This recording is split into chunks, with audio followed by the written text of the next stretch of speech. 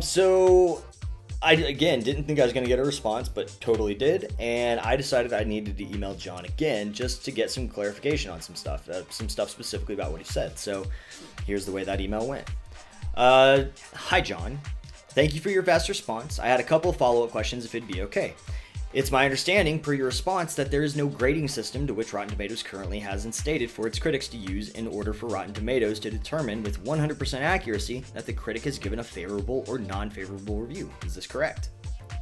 Again, I was like in the investigation process, in the discovery process. Like, I was trying to figure out, I knew how the rating system worked. I knew that it was only favorable reviews were what gave it the score, but I didn't know that there was zero grading. There was zero grading from Rotten Tomatoes on whether or not a review was positive. I'm also understanding that if a critic is not clear that they view a movie favorably, that movie's automatically given a rotten review. Is this also correct? Again, I go back to, why would you include a review where it wasn't 100%? If you couldn't say with 100% accuracy that it was positive or was negative, if they didn't just simply say it's great or it's bad, why would you include it at all? If I'm correct in my understanding of how Rotten Tomatoes is calculating favorable or unfavorable reviews, then I'm confused how Rotten Tomatoes can ensure that they are giving a movie a fair review. It seems to me that the margin of error could be astronomically against a film if an editor misinterprets a few dozen reviews as not being positive enough. Pretty simple. What if they wanted, I mean, this sounds all conspiratorial, but what if Rotten Tomatoes wanted to, like, take a check from say the new Paranormal Activity and give it unfairly favorable reviews? They take reviews that are not necessarily one way or the other and they just push them that way, or the opposite way, based on some sort of weird competition. I know it sounds crazy, but it's the kind of stuff that I think about. Since it is a score calculated based solely on the interpretation of an editor rather than by math, how does Rotten Tomatoes ensure that there isn't editor bias? Lastly, I may be misunderstanding your statement about star ratings. You wrote, unfortunately, star systems are not consistent between critics. For some critics, 2.5 stars or lower out of 4 is always negative. For others, 2.5 stars can either be positive or negative. For critics who don't enter their own quotes and ratings, it's basically up to the judgment of the editors. If I'm reading correctly, it seems as though star systems may be somehow calculated by Rotten Tomatoes, even if the critics aren't using the same method of measurement. A review of 3 out of 4 stars could be lumped in with a review of 3 out of 5 stars, and both of those could be lumped into a review that have only a letter grade, and all 3 of those could be lumped into a category that had no rating other than the critics saying it was good or bad. I truly apologize for all the questions, and as I said, I use these numbers to talk to my audience. I just want to make sure that when I deliver the information to them that I'm doing so accurately and concisely. Thank you again for your time, and I look forward to your response. Kyler Wilson. So John responds almost immediately. I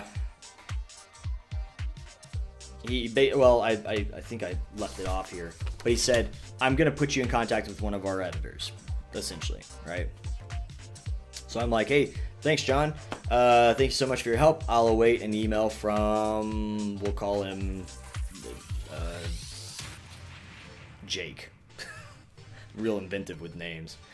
So the editor, Jake, emails me.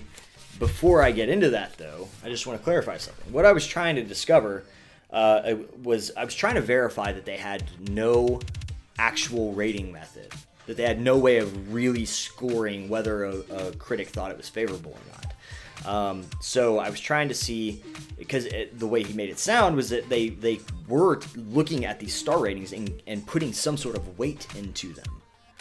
When they do, but they're not doing it with math, right? So that's the big thing to like nip that in the bud. What that is they do look at it, but they look at it per the reviewer, not they don't use the number in any way, shape, or form for math to calculate whether or not a movie is going to be positive or negative. All right, moving on. So I'm going to read this email and we'll call that a done video. Again, this is from Jake. All right. Says, hey, this is Jake on the Rotten Tomatoes editorial staff. I was forwarded your recent correspondence with John on our customer service team. I want to say, first of all, thank you for your very thoughtful email and your earnest attempt to understand how it is we do what we do here. It's more common for us to see people engage us with considerably more hostility. So it's nice when we hear from someone willing to discuss things in a more civil tone. I'll do my best to address all of your concerns you laid out in the most recent email. All right, so he continues. This is him laying it out for us, okay? So here it goes. Since our system is binary, fresh versus rotten, or thumbs up versus thumbs down, you are correct. We do not employ any sort of grading system, as it were. With the vast majority of reviews that we collect and add ourselves, it's usually quite easy to tell if a critic is responding favorably or unfavorably to a film, and since it's merely a choice between would they recommend it or would they not, it's quite often not a tough call to make. I totally understand that. I can completely see where most reviewers, it's going to be pretty significantly easy to spot. Did they like it or did they not? But my question is, like, what do you do to reviewers who are like, it was mediocre?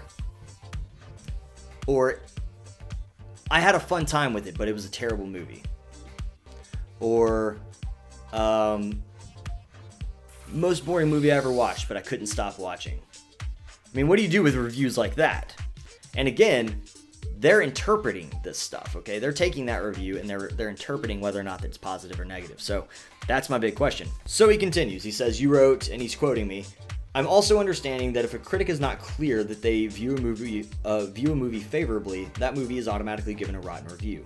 He says, this is half correct, in the sense that your statement implies that if a review reads more negatively than positively, we will certainly mark it as rotten. However, the flip side of that is, of course, if a critic is not clear that they view a movie unfavorably, that movie is automatically given a fresh review. And this is also true. In other words, we attempt to approach every review we add from a neutral angle, setting aside all reviews that are overwhelmingly raves or overwhelmingly pans. If we feel a critic makes a stronger case in one direction or other, we'll mark the review accordingly. Alright, so he continues. However, with that in mind, you also wrote, it seems to me that the margin of error could be astronomically against a film if an editor misinterprets a few dozen reviews as not being positive enough. This would seem to imply that we approach each review with a guilty until proven innocent mentality, as opposed to an innocent until proven guilty mentality. In truth, neither of those are the case.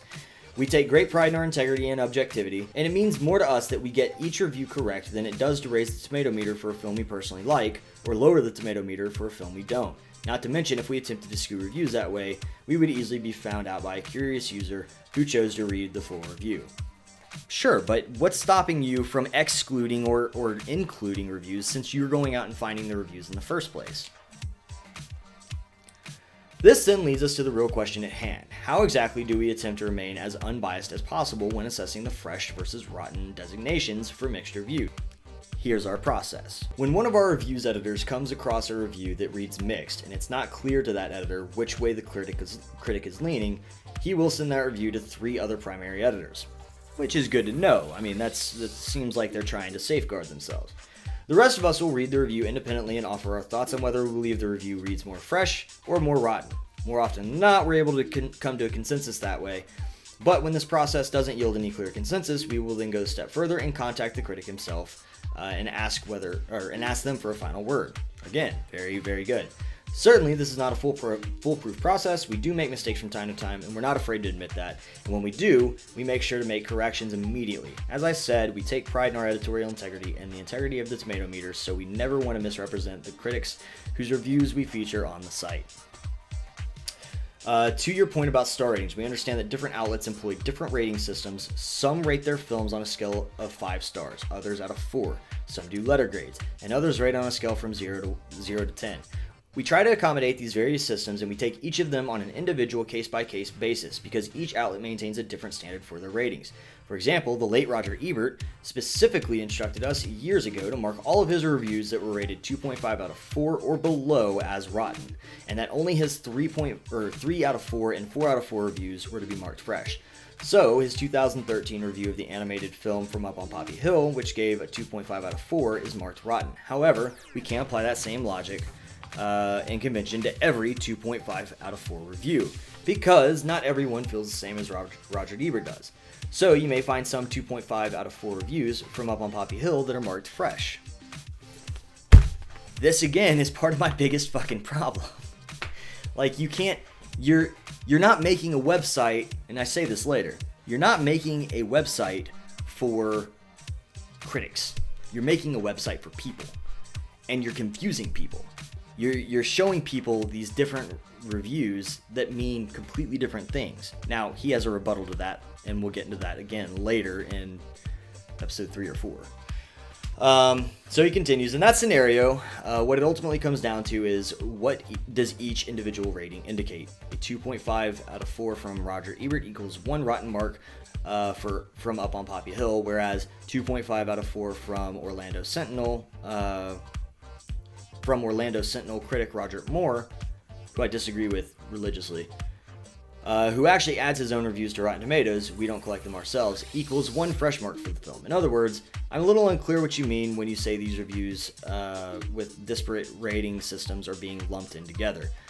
And again, I kind of clarified that I thought that they were taking these numbers and figuring out if the movie was considered good or not. Anyways, or favorable. So in short, when it comes to the reviews that our editors actively collect and add ourselves, we take special care to remain as unbiased as possible. We correct mistakes as quickly as we can, and we take each review on as a case-by-case basis to determine whether or not ratings translate to fresh or rotten. I apologize for the lengthy email, blah, blah, blah. Thank you for reaching out. Jake, I think is what I called him. So I had to email him back. I just could not. But we'll save that for the next episode. So guys, what'd you think of this episode? Make sure to let me know in the comment section below. And as always, guys, I love you. Hit me up on Facebook, Twitter, Instagram, and SoundCloud. Deuces.